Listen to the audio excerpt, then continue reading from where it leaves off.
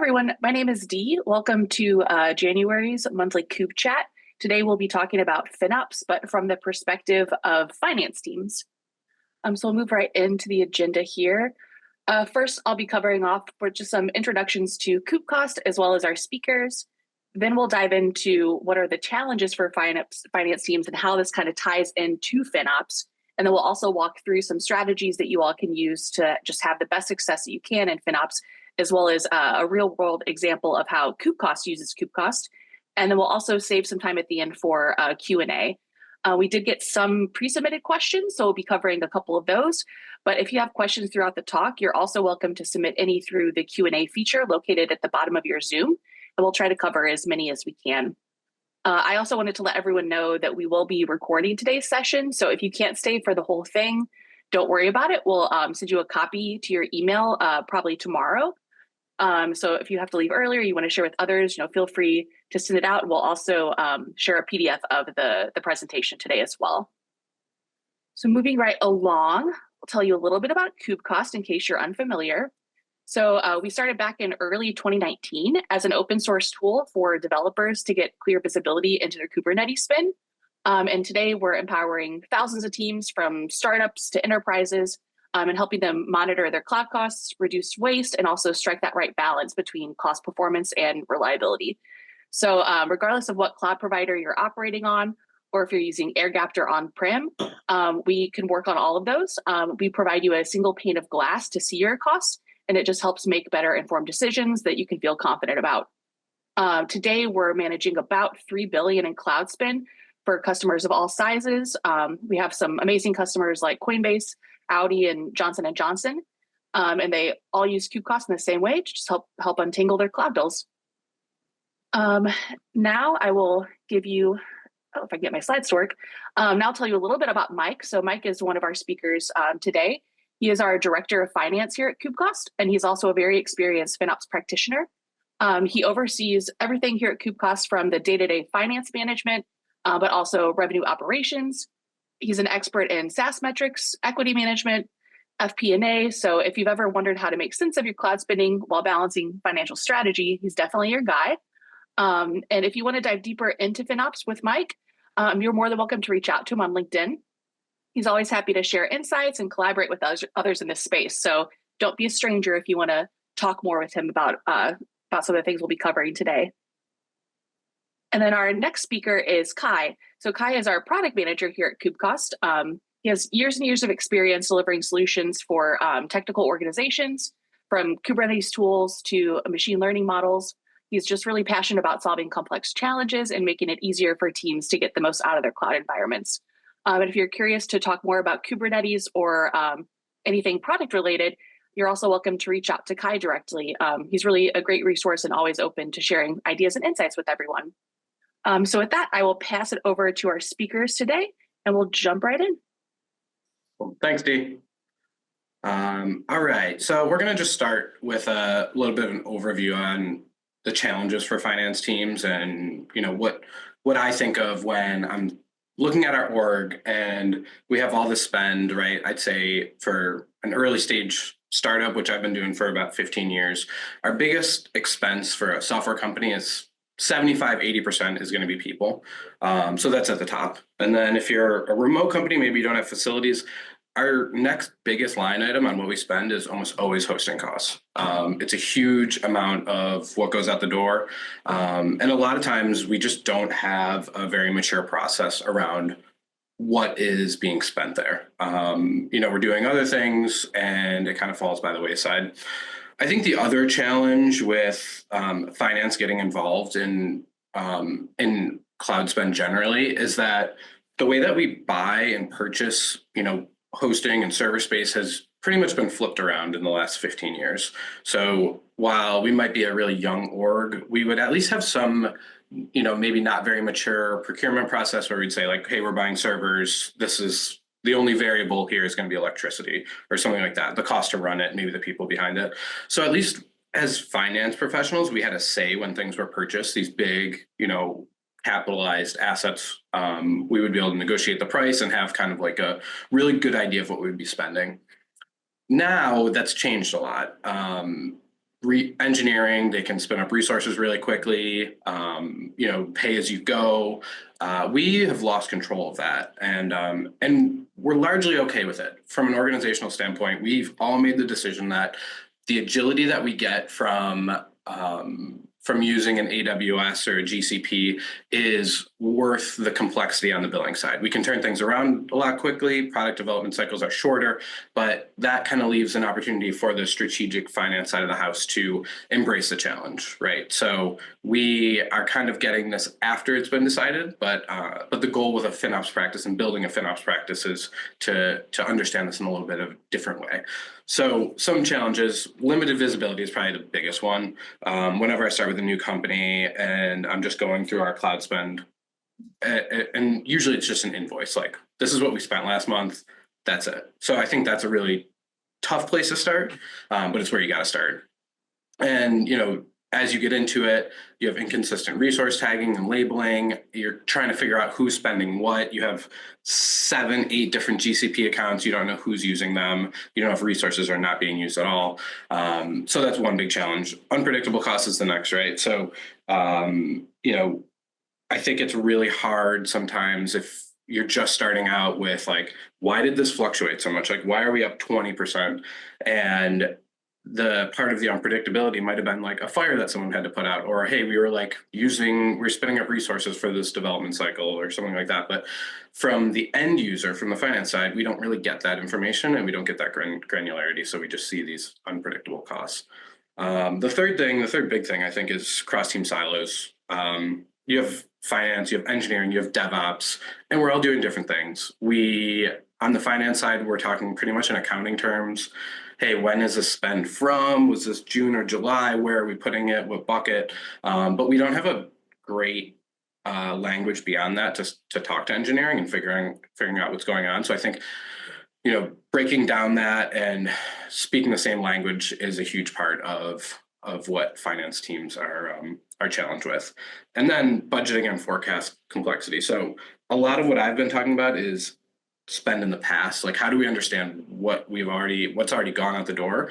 And then you have this whole other world of like, what does the future look like? If we don't understand the granularity, if we don't have any resource tagging or labeling, how are we going to forecast this for the future?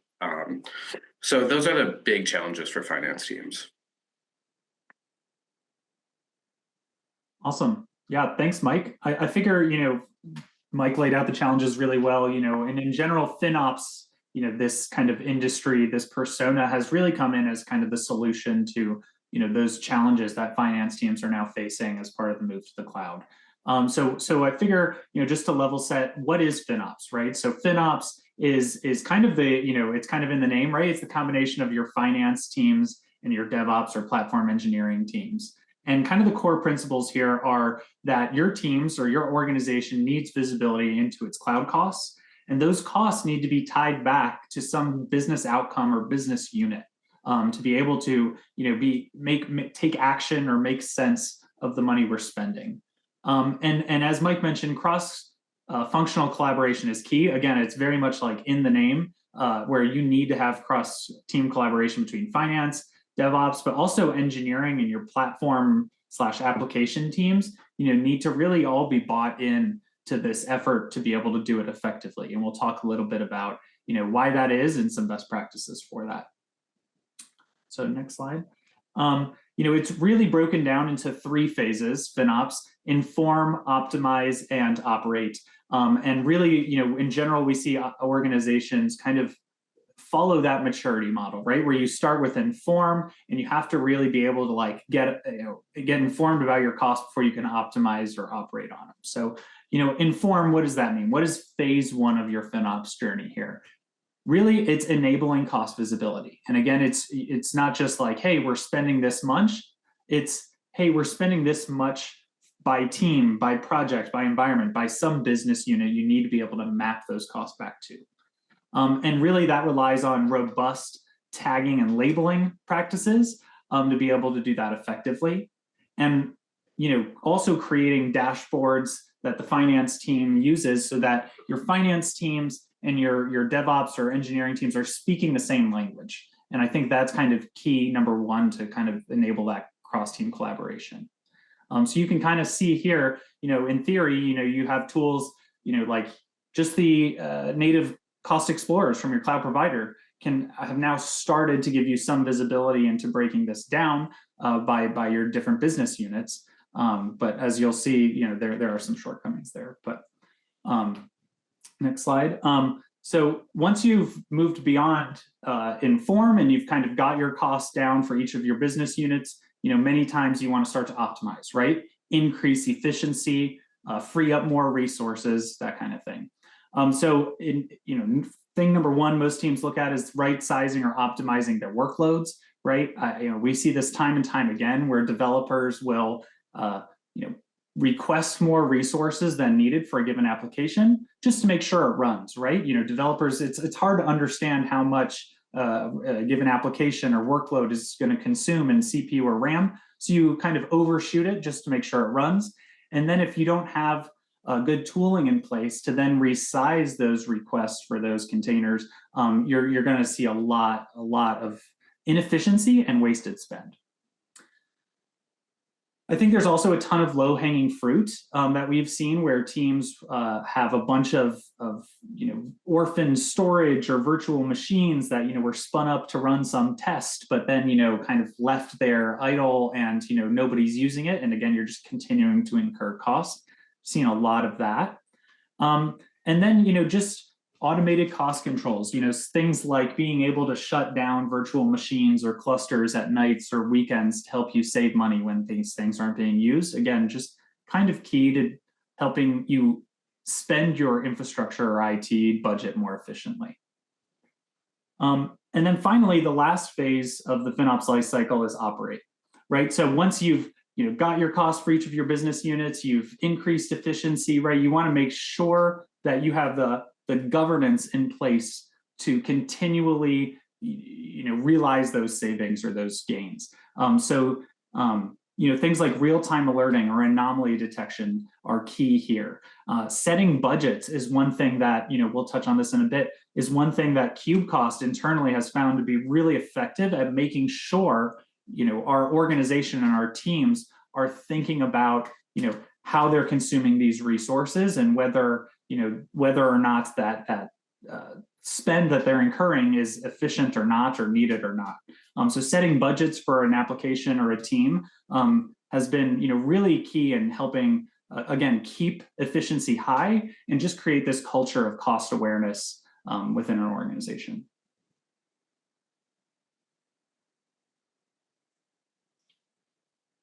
All right, so what is finance's role in FinOps? I think there's a bunch of challenges here when you're coming from a traditional finance and accounting background. There's an element of technicality that goes into it that is on us to understand. But I think the first thing here, and this is more of like an end game, but translating costs into insights. So as your FinOps practice becomes more mature, what can we use? What insights can we use to make decisions? And obviously, cloud costs can be really complex and really dynamic, but what we need to figure out how to turn those costs into something actionable and just understand enough to make an informed decision.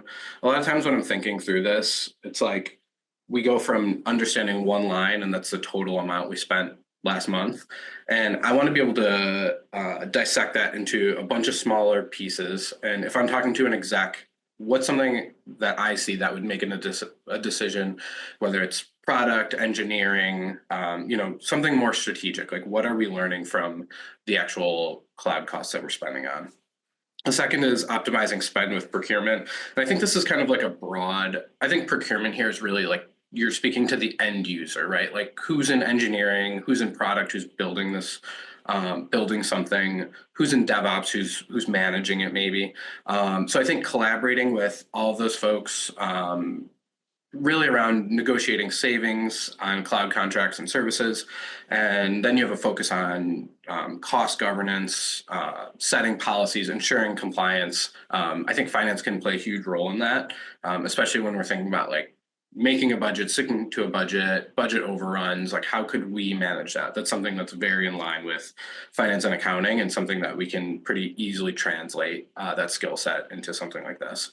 Like can we move away from on-demand to reserved instances, stuff like that. And then the cross-team collaboration, we'll talk about this a lot, but just setting the tone for engineering, DevOps, and finance to be able to talk to one another. There's been so many times in my career where engineering or whoever's the end user has never seen a bill. Like they've never seen how much this stuff costs at all. And it's not that they don't want to, it's just that like they've not really been given this information. So I think just from the start to be able to do that, like that's something that finance can do. Really, really easy to get started there. Just the communication side.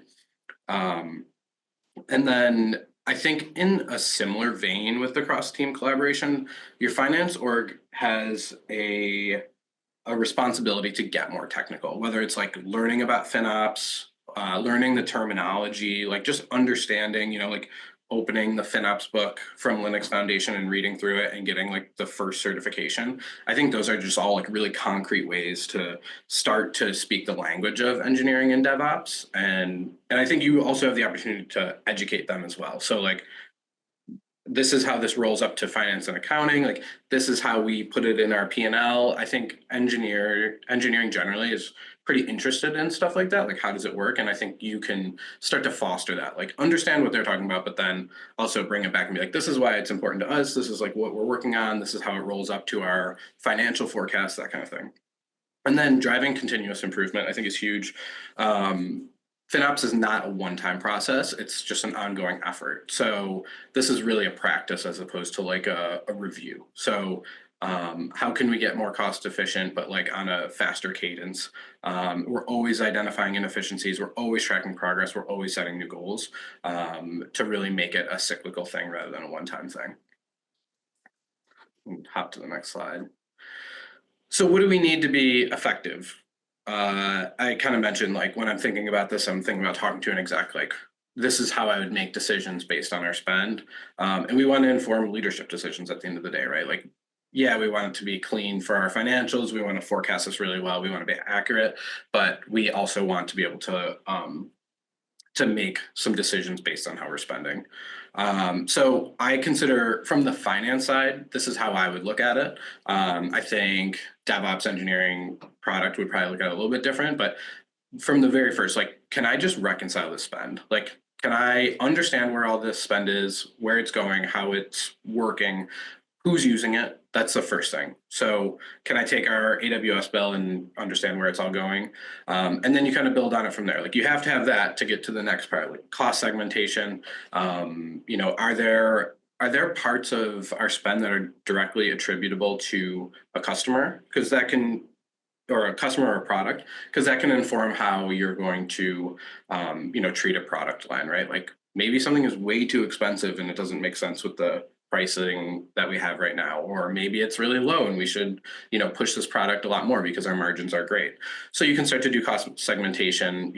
This is a direct product cost and this is a dev cost, and we can start to split those up and start to understand it, right? And if you're in finance and accounting, you can see how that would move on your P&L, where rather than booking everything to a hosting line, you're booking it to, part of your cost of sales, right, above the line. And then you can get into more strategic stuff, budgeting goals. You can tie that into your financial forecast. Like, when I started at CubeCost, we were pretty young and we didn't have a very sophisticated forecasting motion. We basically were like, all right, we have 10 engineers and we're thinking that they each spend $3,000 a month on hosting. So 30 grand a month. Like, that's how simple it started off as. And like, yeah, it's just a place to start and we'll get better at it. But these building blocks will inform that. And you get better at budgeting and you get better at forecasting. And then the next thing is like proactive alerts. So we talked about faster cycles.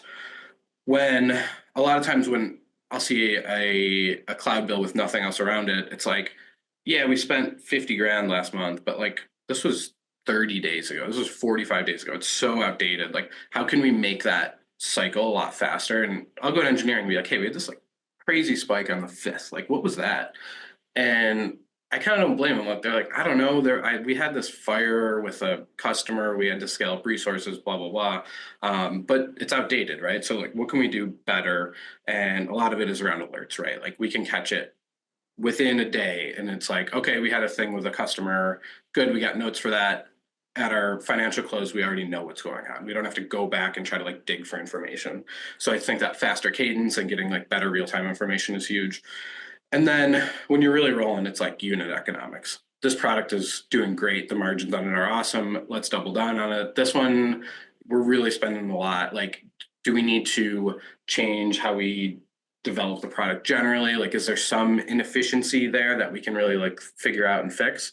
But until you have all this other stuff going on, you don't really know that. So from the finance standpoint, I think like this like kind of roadmap is like my ideal. This is what I'd love to get to. So how do we get there? Like, how do we foster this collaboration? Like what can you start to do from the finance side to push this? And I think there's some tactical things you can do pretty easily. The biggest thing is like, yeah, like I get the urge for a tool all the time, but you still need like communication is the number one thing. Like if you're talking to engineering, DevOps, they know what you're interested, you know what they're interested in. It makes that feedback loop so much easier. So if you spin up a tool and you don't have the communication, you're kind of doing yourself a disservice. So you're building that language between your finance team and your engineering team, and you're understanding what they need, they're understanding what you need. Review cycles, we just talked about the alerts component. I think this can be, it doesn't have to be as sophisticated to start. At KubeCost, we do a monthly FinOps review, and we invite someone from engineering, DevOps, someone who's like really running the hosting spend side of it. We have our CFOs in it. Anyone interested in it who touches this is invited, and I'll kind of set the stage. I'll show you what I do. I have the next slide I'll show you, but basically like a quick dashboard. This is what we spent. This is how we're tracking to our budget that we have.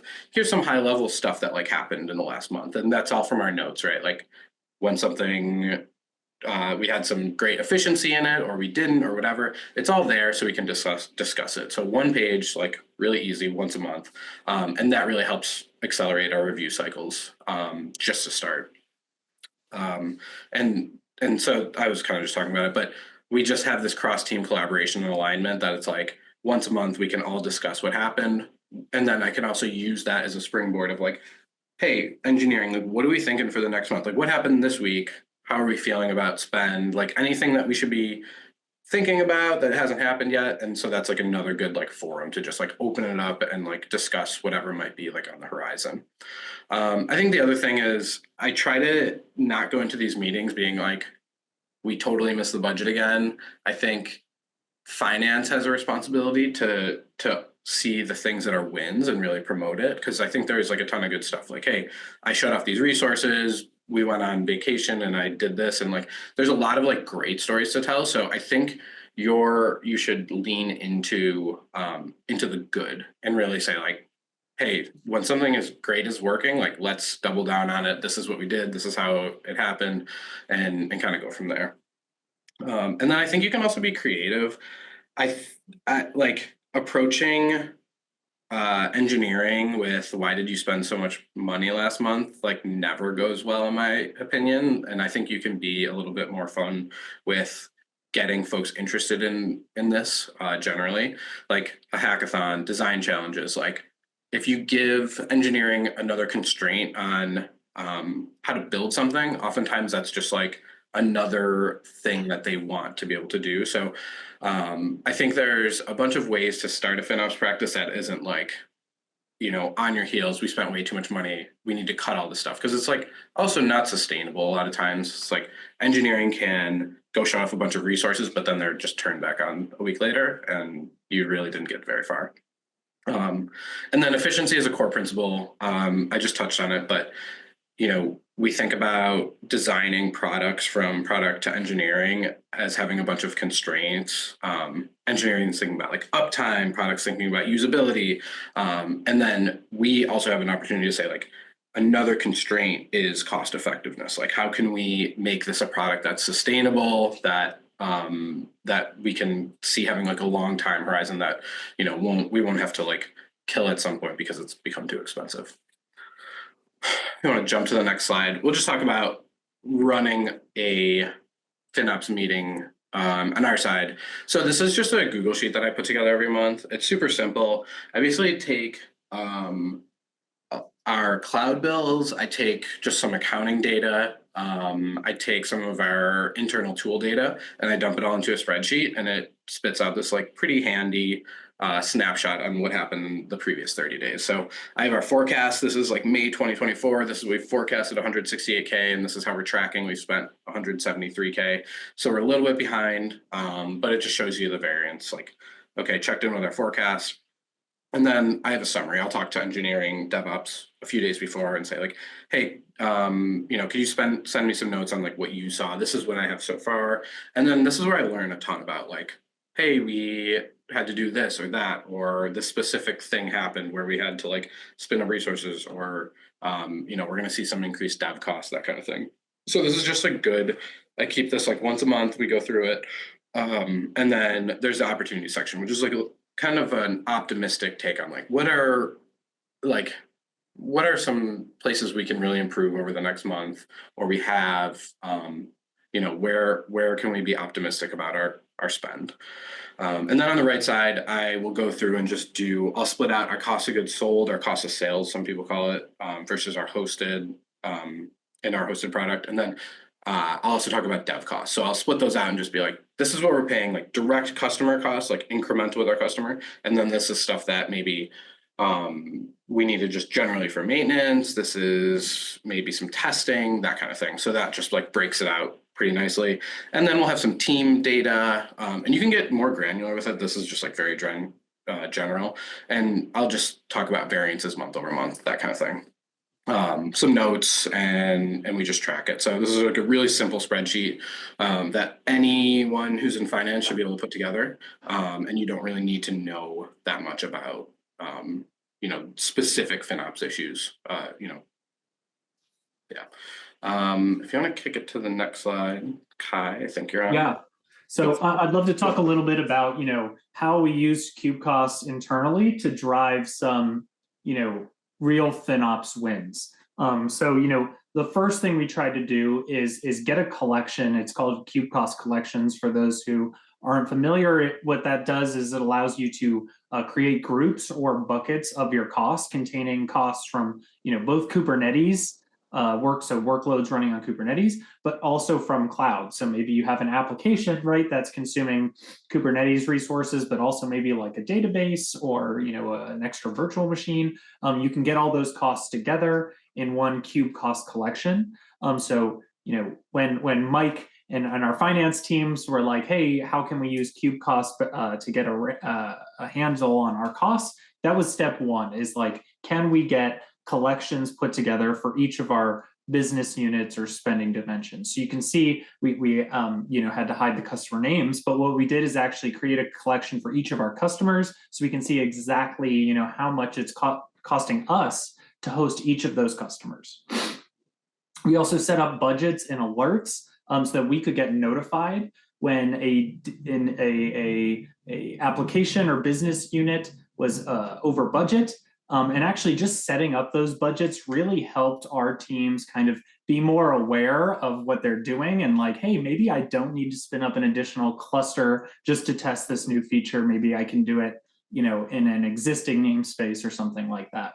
So setting up those budgets and alerts. I actually think we also you know, had a health alert fire to us when one of our clusters in the demo environment went down. So that was really helpful, helped us get that demo environment back up, you know, really quickly.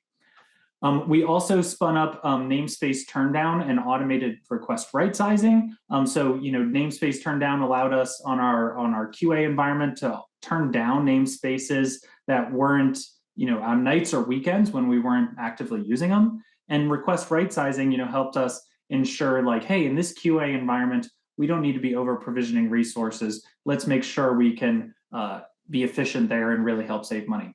So this didn't take long. I think, it took us maybe a couple weeks.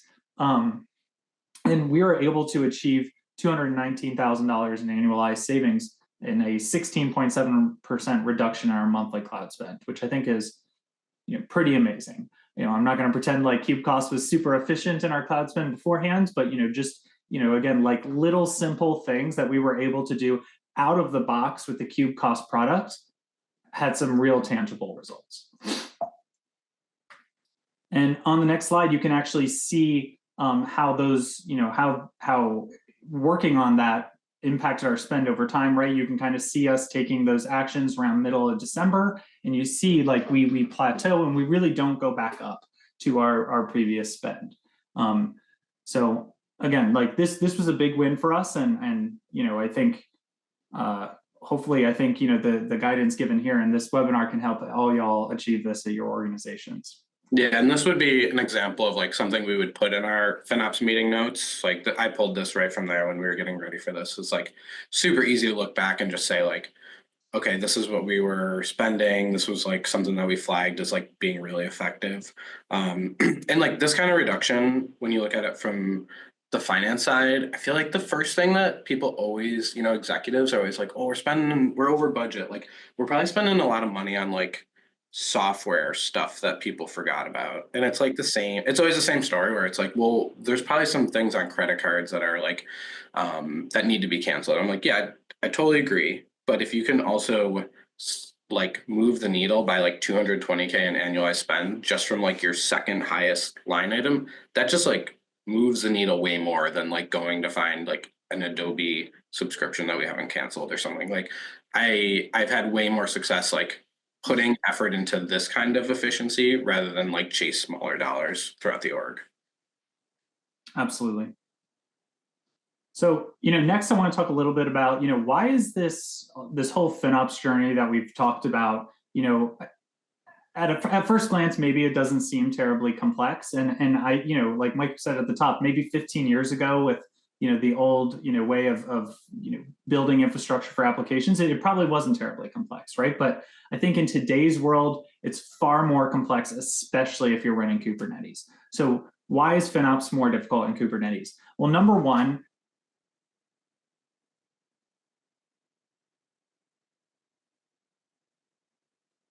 easy to work with, and it's really great for making sure your applications are both easy to deploy and stay healthy because you can deploy replicas, that kind of thing. However, the downside is you have this layer of, or multiple layers really, of abstraction between your workloads and the resources running those workloads. So it can be very difficult to say, hey, I want to get the cost together for this application, right? Because it's maybe running on a shared namespace, on a shared cluster, right? You have to unpack all of this to be able to get to, like Mike was mentioning, the dream state of unit economics, right? So I touched on the second one a little bit, but you oftentimes have namespace level sharing. Maybe even some teams are sharing, controllers. And you also have overhead costs in Kubernetes, right? Like somebody's got to pay the cost of the kube system namespace, right? So you have all these shared costs as well that Kubernetes introduced, again, and allocating those back to your teams in an efficient and fair way can be challenging for organizations. And then finally, again, big challenge with Kubernetes, a lot of the pods or containers teams are running in Kubernetes are super ephemeral, right? I deploy, even if I'm deploying a big model, right? Maybe I'm deploying some machine learning model, it trains for a week or something, or maybe a day, an hour, or something like that, and then it stops. Those resources are still reserved by that container or pod, and you want to be, even though it's spinning up, spinning down, you want to be able to correctly charge back those resources consumed by that application.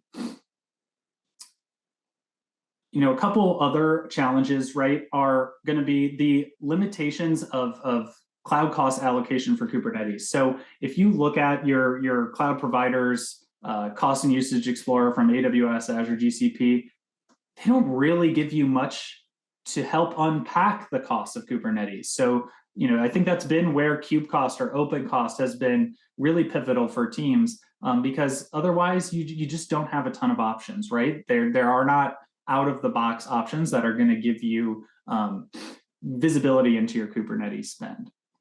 And then finally, optimizing Kubernetes can be a real challenge for teams as well, right? It's not just as simple as spinning down nodes that aren't going to be used as much. You want to make sure the workload requests are efficient, and you want to make sure the spare capacity on the nodes is also being managed efficiently. And then you also have the layer of like networking and storage in Kubernetes, which can be super difficult to untangle. I work with a lot of teams who tell us networking costs is a total black box in Kubernetes.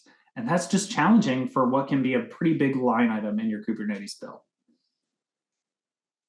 So what are some best practices to help deal with this? I don't want to talk specifically to KubeCost. I'll pepper it in, but I think if you can follow these best practices, however you achieve it, whether it be a homegrown solution or an enterprise product, I think these are key. So number one, you need to have effective labeling, right? So if you're using shared namespaces, you need to be labeling those workloads in those namespaces so that you can determine and allocate costs appropriately. If you're not using shared namespaces, maybe it's a little bit easier because you can just say, hey, this namespace is the cost for this application, but again, you're still going to have this overhead cost that you want to account for. And also multi-cluster aggregation, right? So if I have maybe a daemon set running across all my nodes on multiple clusters, right? I need all the cost for all my clusters coming into one place, right? I can't have my cost one-off cluster by cluster. So you need to make sure all your costs are coming together in one place. I think we've talked a lot about cross-functional, teams and working together across the organization. So I'll keep going, but I think that is super, super key. In chargeback and showback, again, you've got to be able to map these costs back to individual business units to obtain any sort of value. So, we generally recommend starting with showback and just kind of, hey, informing your application teams, hey, this is how much your application is costing us, and then start to charge them for it, right? And then just kind of set up the organizational governance so that those teams are responsible for that spend. And at that point, that's where you really start to see them kind of optimize their resource consumption. Best practices in the optimization world, right? We highly recommend, KubeCost highly recommends you use some sort of an autoscaler, right? So what is an autoscaler? Like a Carpenter autopilot.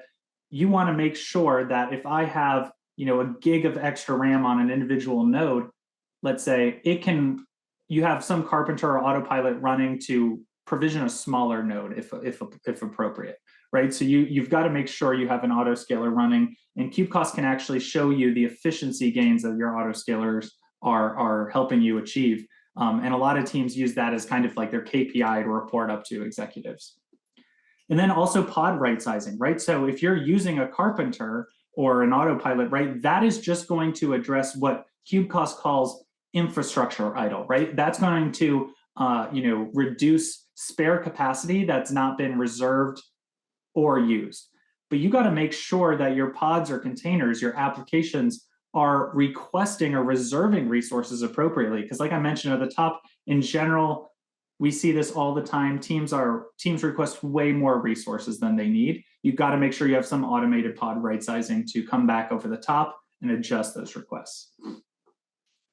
You also want to make sure you're using appropriate storage. Again, similar to pod right sizing, you want to do storage right sizing. We are aware that storage tends to go one direction, right? You kind of storing more and more and more. There are tools out there. KubeCost has developed an open source one that can help you automatically, dynamically provision larger and larger or smaller and smaller storage classes to help you, again, make sure even your storage is efficient. And like I was mentioning, networking, total black box for a lot of teams. And if you have inefficient network setup, if you've ever incurred like accidental cross-region, cross-zone traffic, you feel this pain point, right? You've got to make sure you have visibility and into your network costs to be able to optimize it at all. And that has just been really difficult for a lot of teams. it is somewhere KubeCost can help as well. And finally, some operating best practices. We've mentioned this. You've got to make sure you have anomaly alerts set up, right? Things are going to happen. You're going to have mistakes from your development team or misconfigurations. I'll tell you an example. When I was a machine learning engineer starting out in my career, I deployed a neural network, kind of let it train for about a week or so, came back, had decent accuracy. I thought all was good. At the end of the month, my DevOps teammate came to me and said, Kai, training that model cost us $40,000. And I was like, oh my God, I had no awareness of that. We were left with this big bill. I think we had to go back and negotiate with GCP. But I think this is the value of both real-time cost monitoring and getting alerts for anomalous spend, right? You've got to get out ahead of that, to save money, right? If you have some spike in spend, you got to be able to be alerted on it so you can take corrective action as soon as possible. And forecasting as well, I think, is also key, so you can develop solid budgets. Budgets is really how we've seen teams start to develop that culture of awareness, push responsibility onto the application teams who are actually consuming this spend. By setting a budget for them, setting up alerting for that budget, it's really taken a lot of teams' FinOps game to the next level.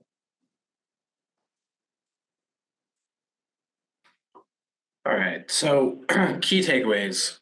I think the biggest thing is understanding the challenges.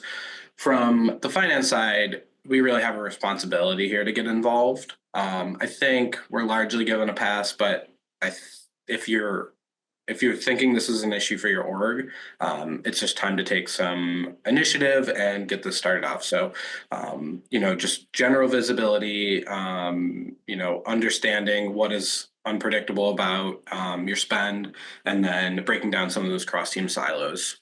Those are the biggest hurdles. And then the key practices for success, Kai did a great job of explaining this, but you have your collaboration, you have chargeback, showback, using auto scaling, right sizing, understanding your storage, your network costs, and just that growth to getting to an operate where you have some really good governance, you have alerts, you have anomaly detection. I think it's a really nice, succinct roadmap on how to get from just starting off to being complete mastery of what's going on and how you're spending. And then finance as a leader. So a lot of times with overly technical issues within the company, we kind of take a back seat, but you really have an opportunity to show what finance and accounting and the strategic side of finance is doing and what concerns you and how you think you can push forward, and then also to understand your colleagues in engineering and DevOps. And then there's obviously right tools and resources. You have tools like ours. There's tons of stuff out there. Educational materials, I think, is also huge. I think about what Linux Foundation has done for FinOps practitioners. The way I pitch it, I had a colleague who was in FP&A, and the way I pitched it to them was this is such a big opportunity for us to move the needle from the finance side, but it takes a little bit of education that's typically outside of our comfort zone. So if you can get folks to, do the first certification with the FinOps organizations, read the kind of Linux manual on this stuff, it just helps a lot. And it's really you can get pretty far with not a huge investment there. So I think the resources thing is huge. And that really starts your journey into managing cost efficiency. Great. Thanks, Mike and Kai. So next, I wanted to share some resources with you all so you can kind of dive in to learn more. Obviously, you can't click on these links because I'm screen sharing, but I will send this PDF after the call so you can access all these. But with KubeCost specifically, I did want to mention we have our own certification program, which is free. So you're welcome to sign up for that, and we'll give you a nice little certificate you can display on your LinkedIn afterwards. We also have a K-8s guide that is pretty in-depth on our website that goes into all the best practices that we went over today. And it's one of those guides that we're kind of always adding information to. So if you want to add it to your favorites and check in on it regularly, it's a good spot to go to for any and all FinOps questions you might have for Kubernetes specifically. Also on our blog, we've been rolling out some FinOps specific blog posts over the past several months. So far, we have a couple for just kind of like entry level information about FinOps. And then from there, we've been diving into focusing on each persona specifically. So far, we've had a webinar from the engineering perspective. Today, we're obviously talking about it from the finance perspective. And then in the coming months, we'll also have more that will be focused on the other personas that are outlined in the FinOps world. So be on the lookout for those. And then I also wanted to share some links from the FinOps Foundation themselves. So they have a ton of educational resources on their website. And as Mike just mentioned, they also have certifications and training. I believe the first two are free. So it's a great opportunity for you to go get certified.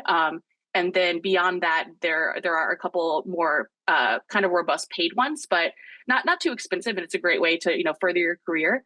And then they also have their next State of FinOps virtual summit that's happening in February. So I'll send a link out to that as well for anyone that wants to attend. And then from there, we will move into some questions. So we got a couple pre-submitted questions I was going to start with, and then I'll switch over to the Q&A here in the Zoom. So the first question we got is someone is looking for some guidance on on-prem clusters used for SaaS, and they want to know how to determine the cost for bare metal clusters and how they can use KubeCost to determine billable costs. Yeah, happy to talk a little bit about that. I also see a question in the chat about will we be sharing this recording? DSD mentioned we definitely will be sharing this recording, and I'll also just say, if you want to see a demo of KubeCost or how we help solve these problems in the KubeCost product, I'd be more than happy to set up some time with you guys individually or in a group to help do, a KubeCost demo.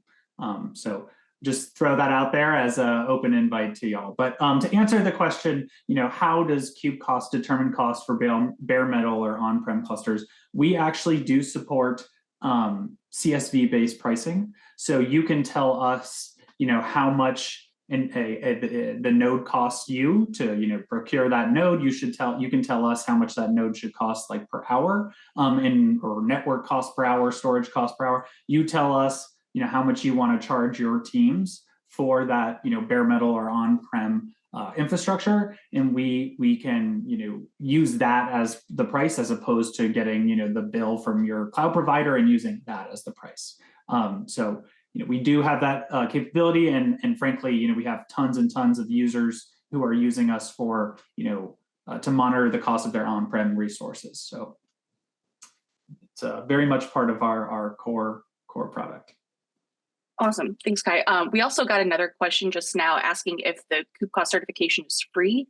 I just want to note that yes, it is free, and I will send a link to it after the call, but I'm also going to drop it in the chat here so that you all can access it if you want. The next question we had is someone wanted to know how to integrate different cloud accounts into a single KubeCost account. In my company, we have 4 different AWS accounts, and we'd like to concentrate all billing costs in one place. Yeah, absolutely. Super common question we get. Frankly, at KubeCost, we also have multiple AWS accounts that we wrangle costs for. So yeah, the beauty of KubeCost is not only is it multi-cluster, but it's multi-cloud. So all of your cloud accounts, you can just export the bills for them and kind of connect them to KubeCost so that we can monitor, again, across any number of cloud accounts for you. Great, thanks, Kai. The next question we had is someone who asked how we can utilize KubeCost with Carpenter. Yeah, I do get this question a lot as well. So KubeCost and Carpenter have a great better together story. Again, KubeCost can help you monitor the efficiency gains or how much money you've saved from Carpenter. So I think, if you're using Carpenter today, I think that's a really big value add. I think a lot of times it can be difficult to tell your executive team, hey, we turned on this software, it's helping us save money. Okay, how much? Well, I don't really know, right? And in general, right, cloud costs are always increasing. So even if you turn Carpenter on, your applications are growing in complexity, maybe they got more users. So it's really hard to monitor savings achieved by Carpenter on your own. And I think that's where KubeCost can come into play. And keep in mind, KubeCost optimization or automation is going to be focused on the pod right sizing side. So we think of that as workload idle, right? So that's idle spend or wasted spend incurred by inefficiency on the workload. Whereas Carpenter is going to be focused on infrastructure idle, which is just like inefficiencies from provisioning nodes that are too big. We've seen customers achieve really high efficiency, really large savings by using Carpenter in conjunction with KubeCost. Awesome. And we got 2 questions from Derek, so I'll cover your first one here. How do you show corrections in cost allocations? For example, a cost was allocated in the wrong team several months ago, and now we need to show what the allocation was, the adjustment, and the corrected allocations. Interesting.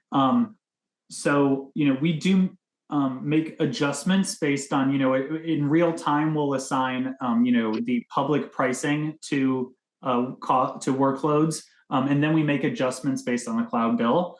In terms of costs being allocated to the wrong team several months ago, one of the things you can do is kind of have your report for that given team start on the date where the costs are correct. So that's what I would recommend. And then if you have is just building the report with the time dimension included, I would say. Yeah. The next question from Derek was, the name implies KubeCost is directed at Kubernetes, but I will ask anyway, does it support ROSA? So KubeCost, while we do support, it does kind of include Kubernetes, but we do ingest your full cloud bill as well, and we can show you that full cloud bill in conjunction with your Kubernetes costs. So we do see the costs for ROSA as part of your cloud bill, and we will show that to you in KubeCost. So yes. Great. The next question was from Rajesh. Where to collect the metrics from Kubernetes using KubeCost? And then he also asked how to configure the KubeCost in Kubernetes cluster. Okay, yeah, so basically installing KubeCost is really simple. It's a very simple Helm command. If you go to kubecost.com/get started, you can just literally click the copy button and then paste it, with kubectl pointing at some cluster. So that's, it's really easy to get up and running. I think, being on the product team, we place a lot of importance on being able to, get up and running in, a couple minutes or less. In terms of how KubeCost, works to collect the metrics, right? We do have, if you're on our enterprise tier, we do have a primary cluster, and then you have agents installed on your secondary clusters that will kind of report in and send the metrics to the primary cluster so that you can get all your costs for all your clusters together in one place. When you install KubeCost, today, and we're actually working on changing this, but today it will install Prometheus. So we read the metrics, the usage metrics coming out of Prometheus to understand usage associated with the different workloads. So hopefully that answers your question, Rajesh. Great, thanks, Kai. We have time for one more question, so we're going to cover the last pre-submitted question we got. So I'm sure you're all aware that KubeCost was recently acquired by IBM. So we're currently working on migrating fully into IBM under their FinOps suite. And so the last question is related to that. Someone asked if we can elaborate on the ongoing work of integration with Turbonomic. Yeah, let me do a quick show and tell, Dee, if that's okay. Maybe I can try to screen share. Yeah, you can take over here. I'll stop sharing. See if it'll let me do that. I actually might not be able to. Oh, yeah, here's the share button.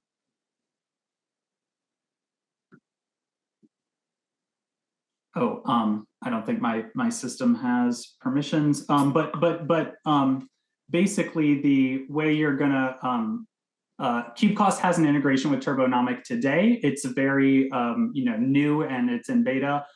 Basically, what you can do is you can see the actions from Turbonomic that they're recommending. You can actually see them in the KubeCost UI.